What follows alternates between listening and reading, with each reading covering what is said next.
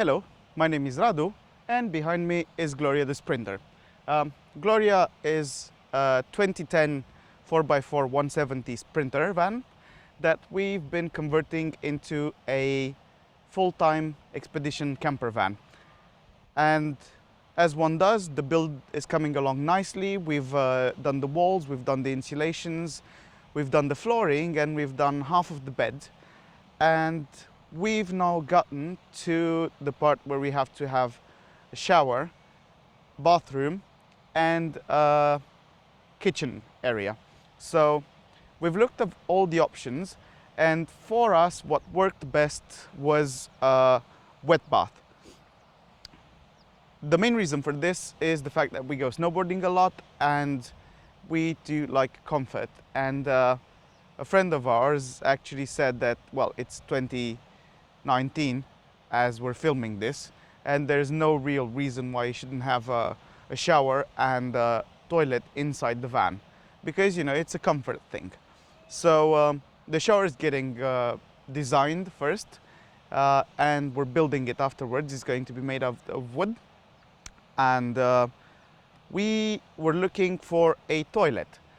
Now, there's a few second-hand ones that you can find online because, you know, they turn up every now and again, mostly due to the fact that, you know, there's a wrecked caravan, or they just decommission them, or, well, any number of reasons. And you can find them for a decent price, but you're kind of limited to what the original shape and functionality of the said toilet was. So mostly you would find the C series, which is the camper van series. But we wanted to go with something small as possible, get the most comfort out of it, but also have a decent volume of black powder. And what we found after a bit of research was this Porta Potty 565E. And the E stands for it being electric. What it does is that, unlike the regular ones where you would have a hand pump, the E has 6 batteries and a small electrical pump that pushes water in, which I find quite interesting. The reason why we got this one was that it holds 5 liters of clean water, and you have a 21-liter black water tank. Most of the small ones, even the C series, the cassette ones, will range from anywhere around 17 liters to 21 liters. Most of them are actually, I think, made by Thetford, so it's kind of a thing. But 21 liters is quite enough for us, especially since we never go so far from civilization that, you know, it becomes a problem. But it's nice to have in an emergency situation, or, you know, if the weather doesn't allow. Because, you know, if you wake up at 3 a.m. and you have to go to the loo and it's raining outside, it's gonna ruin your sleep, I'll grant you that much. So you get this option and you kind of get the best of both worlds.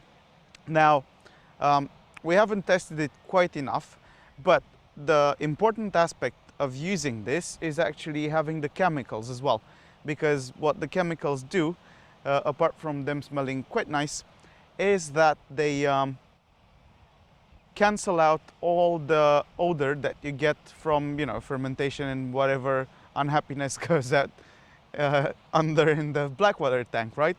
So we got lavender, because lavender is like the king of any smelly stuff. So it kind of covers up everything. I mean, it's a thing about how you use it and where you use it, because we've also found reviews online from various people who've used them, who some said it was smelly, they didn't like it for whatever reason, and some people found it perfect. So is it the ventilation? Is it the temperature where you use it? Because, you know, if obviously it's in the sun, the bus is in the sun, or your van is in the sun all day long, it's gonna ferment, and it's gonna ferment pretty fucking fast. And it's gonna be a problem. So there's a lot of reasons behind choosing this or choosing another one. And we also have a friend from Transylvania who's now in Norway. They're doing a long tour of Norway, and what they've gotten is I think Nature's Head composting toilet or something in that family, and they're extremely happy with it. So probably one of our next videos is going to be a comparison between what our tiny electrical one does and what their huge, composting toilet does. Because after what he's told me, I'm quite curious as well. So one of the other things which seems to be important, or well, as the seller advised us, is the toilet paper, which is Thetford, and the thing is that it disintegrates notably faster than regular toilet paper does, and it helps out with not clogging the inner workings of your loo, because the last thing you really want to do is go scuba diving down there for like a piece of toilet paper that's got somewhere stuck inside your system. So we got those ones. They're ridiculously expensive compared to, you know, all the other thousands of options that you would have online.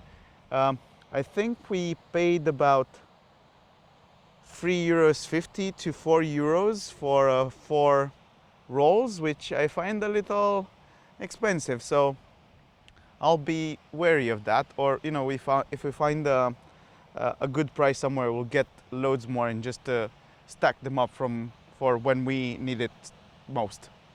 So let's have a look at how this works, because it's actually a very simple system and it's extremely smart. So the first thing you'll notice is that you have 2 separate areas. This is your actual toilet, which lifts up, has a lid, you know, like any regular old toilet will have. And you have the black water tank. The thing is, it has a latch on the back, which you would have to push forward and then lift, so that you can separate the two. And this is your freshwater tank. This is the latch I'm talking about, which moves sideways. And you would have here the blackwater tank, which is actually pretty simple. It's powered by this, so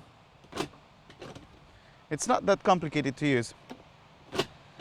You can fill this up with you know, the chems, and you can put them right back in. And it's just a simple button. What I like is that it has warning level here, so if it gets full, you actually know about it, so you don't cause an ecological disaster, as it were. And it's pretty simple. What I also like is that they have a little piece that you can buy. It's separate, and you fix it to the floor. So when you're traveling, the porta potty actually sits still on that little leg, so it doesn't move around, it doesn't tip over, and you know, you don't break it or accidentally empty it in your van or bus. So let's have a look at how it actually works inside, because this is kind of interesting. Right, so the first thing you'll notice is that you can actually access the water filling cap and the batteries from here. So the point of it being electric is that you can actually turn this, lift it up, and what you'll find inside are just 6 AA batteries that you can replace anytime. And they power a really small but very efficient electrical pump. You have, you know, like your regular comfort lid, and these are batteries. Let me show you. There we go.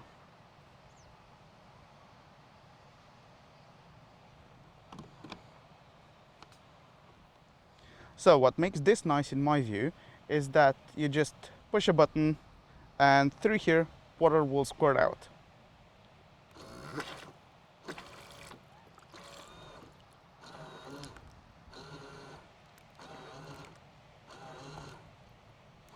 Well, I didn't put enough water in it because I was just testing it out, but you get the general idea. And when you're done doing whatever it is that you came there to do, all you gotta do, you gotta latch on the side and it opens up the separation wall and in goes the mess. Close it down. You can also hose it again and you're kind of done basically. Now, this should probably last you maybe 2 or 3 days if it's going to be like a couple traveling. But if you're going to be traveling alone and only using it for emergency periods of time, I expect that you can get quite a big use out of it. And the only issue is whether it starts smelling or not. So there's that. So, as van life goes, you get to do something interesting every other week. So this was the week where we talked about toilets. I mean, there's quite a few things to talk about, but I do believe we need to check it out in practice and see how we do. And again, the thing is, we're not going to rely on this full time. We'll be using, campgrounds if we stay in campgrounds, or if you're in the forest, you do what bears do. And this will only be used in case of an emergency. Now, as we said, the build is coming along nicely. We'll be doing the shower in the kitchen, and we've chosen a bit of a different setup. So we want to use it all year round. So we would need obviously the shower that I told you about, but we also can seat 6 people over for dinner and sleep 4, which is quite nice. So we tried to make use of the space as well as possible. And in the back, we're going to be having our vlogging area, which is going to be like a talk show couch, where we can have invites and all that. So we're doing it slowly, so we don't have to redo it, which we've done quite a few times. We had to change the walls because I chose poorly. But there's always things that you're going to improve in your van. We're doing this. We'll be putting up a review of our solar system, which sports 600 watts, of which 300 are installed. It's pretty massive, but we also use quite a bit of energy. Our boiler is electric, so definitely need the 600 watts. And we'll be talking about how we try to make it as simple as possible. So yeah, if you like this presentation or if you have questions, leave a comment in the comment section. You can find us on Instagram, Radu Tudoroiu. You can find us on Facebook and on YouTube. So if you have any kind of questions, leave a comment or drop us a private message. We'll try and get to them as fast as possible. And we've already done a few reviews of the insulation, the closed cell insulation that we've used, which was amazing in winter time. And we went snowboarding in -20 Celsius, and it was nice and toasty inside. We did a vlog about the walls and our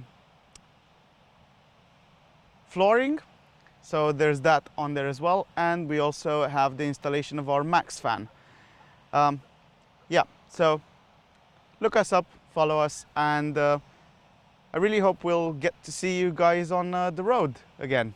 So yeah, I'm Radu, this is Gloria the Sprinter, and I hope you have a great evening. Later.